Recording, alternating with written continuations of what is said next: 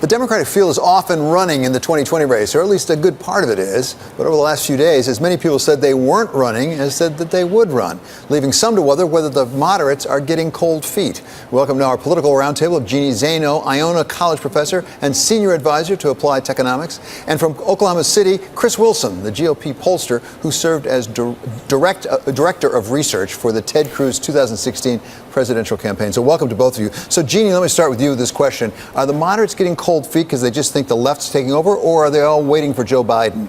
I think everybody at this point is waiting to see what Joe Biden is going to do. And we heard over the weekend, Sherrod Brown said that was not the reason he decided not to run. But I do think, with his incredible capacity to earn money, his name recognition, many people feel like if Biden runs, and I think he will, he's going to really take up much of the energy of that moderate part of the party. And people think he will be a strong candidate. His experience last time he ran to the country, notwithstanding, because he was not that strong a candidate last time. But when they did a poll out in Iowa, it was basically just Joe Biden and Bernie Sanders. Joe Biden, Bernie Sanders, double figures there. He is really the person to beat. Of course, it's early and he's got lots of name recognition on his side. So Chris, from the Republican point of view, is this just more of the same old?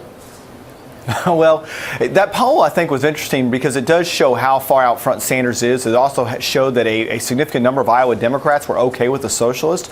And I think the rift that you see being created in the Democratic Party right now between sort of the old guard moderates, which I would right now say Joe Biden kind of represents, but you have a few others that would fall into that lane as well. And then those that are trying to get as far to the left as they can. But the bottom line is no one's going to be able to get to the left of Bernie Sanders. He really has that lane owned. I mean, he's not even a Democrat in Congress. He's a socialist.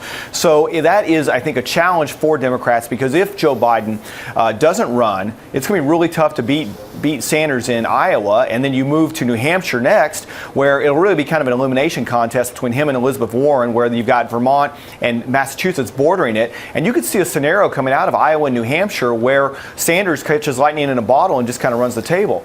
But the interesting aspect of all this, I want to point out, you mentioned my role with Ted Cruz in 2016. We were the first Republican to announce, David, and we didn't announce until March 23rd. So you already have this race heated up, and really kind of people are already pulling themselves out or jumping in based on who might run, and we're not even to mid-March yet. Well, Chris, a very good point. And by the way, not just announcing a run, but they're raising some real money. The Bernie Sanders, they're really raising a lot of money.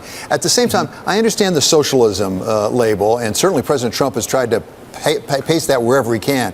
At the same time, does that indicate to some extent the passion that's going up against President Trump in 2020? Boy, I don't know that I would qualify the move of the Democratic Party to the left as being driven by a passion about Trump. I think that's an internal battle they have in the same way that we have it on the Republican Party. I mean, they're really, and what's interesting to me about this is coming out of whenever Republicans were trying to beat Barack Obama in 2012, we nominated Mitt Romney. Now, in hindsight, that may look different than it does today, but the main reason I believe that Romney won, well, one, he was the runner-up to John McCain in 2008, but in 2012, he was seen as the most likely Republican to be able to beat Obama.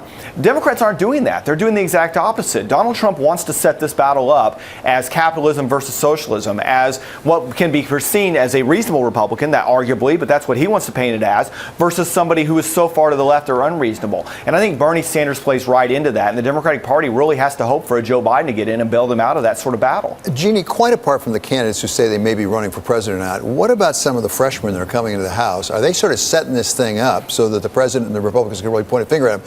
Ilhan Omar has been much in the news over the last week or so. We even had Speaker of the House Pelosi on Friday commenting about her comments that were construed as anti-Semitic by some. This is what she said.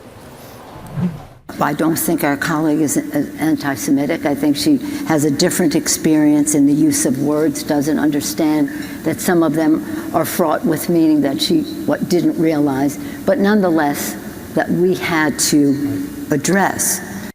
A different experience in the use of words. It's very diplomatically put. Is this just a passing thunderstorm, or is there a larger issue here that's looming, and perhaps some of it generational?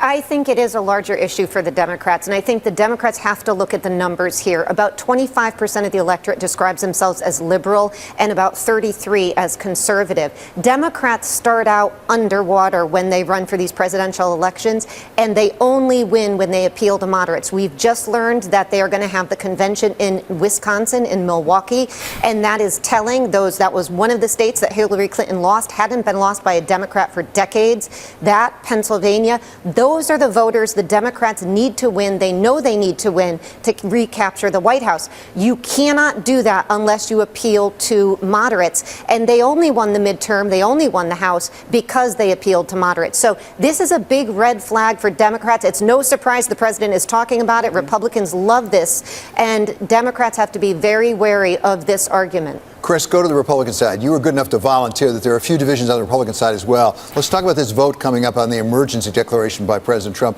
which by all counts and purposes, he's going to lose this week. Does that indicate some real divisions? And does it reflect how the voters feel? Because his support among the base seems pretty solid still.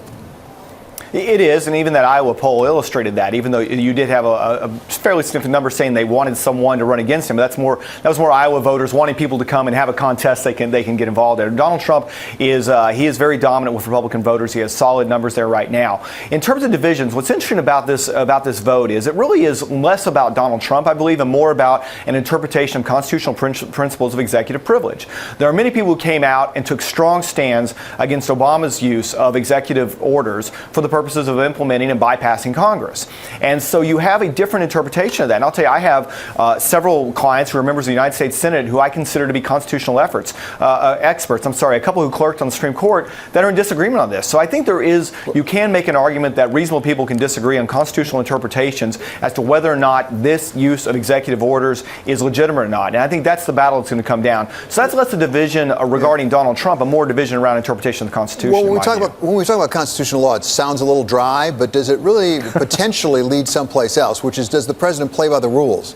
Is he on the up and up? You put this against the backdrop of all those indictments, all the guilty pleas and the convictions. Does it raise a larger question about character on the president's part because he is not paying attention to the rules? Well, I think specific to this case and this vote, I would say that this is not an application of that. I'll go back to my role again that you introduced me as. In 2016, I worked for Ted Cruz. Ted Cruz, there are very few people who know more about the Constitution than he does. He famously memorized the Constitution as a teenager and used to go around and recite it to people. He clerked for the Supreme Court, and yet he believes that the president's use of executive privilege in this case is constitutionally viable and reasonable. And so from that standpoint, I will say that's one person I would never argue with on the Constitution. So no, I don't think this is a reflection of that at all. So Jeannie, finally, as a Democrat, do you see any chinks in the armor with President Trump's appeal to his base? It seems pretty solid right now. It seems pretty solid right now. Of course, there's nobody else running against him. There's nobody else there. And I'll tell you, back to this vote in the Senate, a loss is a loss. This is a president who ran saying he could compromise, he could make things happen. He's going to lose, and he's going to lose in a Senate controlled by his own party, being forced to cast his first veto. And nobody wants to be in that position. So whether it's constitutional disagreement or whatever it is, the president's going to lose on the emergency wall funding, and that is a problem for the president and the Republican Party. Okay, Jeannie Zaino, thank you so much here in New York, and Chris Wilson out in Oklahoma City. It's great to have both of you on our political panel.